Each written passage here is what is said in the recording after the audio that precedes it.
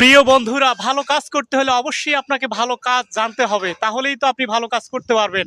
আমার এক বড় ভাই দেখেন দীর্ঘদিন ধরে আজকে রডের কাজের সাথে সম্পৃক্ত এবং তিনি ভালো মানের কাজ করে থাকেন এবং অত্র এলাকায় আমাদের বিশেষ করে নবাবগঞ্জে তিনি অত্যন্ত ভালো কাজ করে থাকেন। দেখতে পাচ্ছেন তিনি কাজ করতেছেন, অনেক অসাধারণ সুন্দর কাজ করে থাকেন। অবশ্যই আপনারা কাজ করতে গেলে, বিশেষ করে একটা বিল্ডিংয়ের স্ট্রাকচার দাঁড় করাতে গেলে ইঞ্জিনিয়ারিং পরামর্শ এবং ইঞ্জিনিয়ারিং স্ট্রাকচার অনুযায়ী কাজ করতে হবে, তাহলে আপনার কাজ গুণগত মান ভালো হবে। অবশ্যই সেইটাও আপনাকে দেখতে হবে যে আপনার এস্টিমেট একটা ইঞ্জিনিয়ার এস্টিমেট দিছে, সেই এস্টিমেটটা অবশ্যই আপনাকে বুঝতে হবে, না বুঝলে তো আপনি কাজ করতে পারবেন না।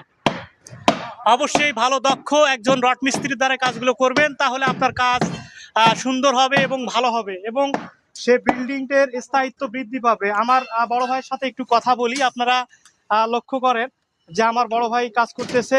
আসসালামু আলাইকুম বড় ভাই, আপনি তো দীর্ঘদিন ধরে এই কাজের সাথে জড়িত, তো অবশ্যই কাজের মান অবশ্যই ভালো রেখে কাজ করতে হবে। আপনি এই বিষয়ে কি বলেন, একটু বলবেন? এই বিষয়ে সমস্ত বিষয় আদি জানতে হবে এবং কাজ মনোযোগ সহকারে করতে হবে, যেভাবে করলে দেশে সকলের কাছে ভালো লাগে এবং ভালো মনে হয়।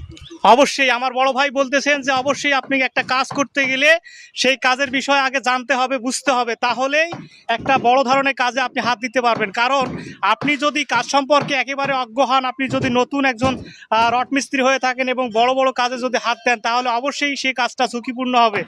অবশ্যই আপনি ভালো কাজ করতে গেলে আপনাকে ভালো কাজ শিখতে হবে এবং একটা ইঞ্জিনিয়ারিং যে স্ট্রাকচার আছে সেটাও আপনাকে বুঝতে হবে। অবশ্যই ভালো কাজ করতে গেলে আপনাকে ধৈর্য সহকারে দীর্ঘদিন একটা রড মিস্ত্রির সাথে থাকতে হবে এবং সেখান থেকে কাজ আপনাকে শিখে অর্জন করতে হবে।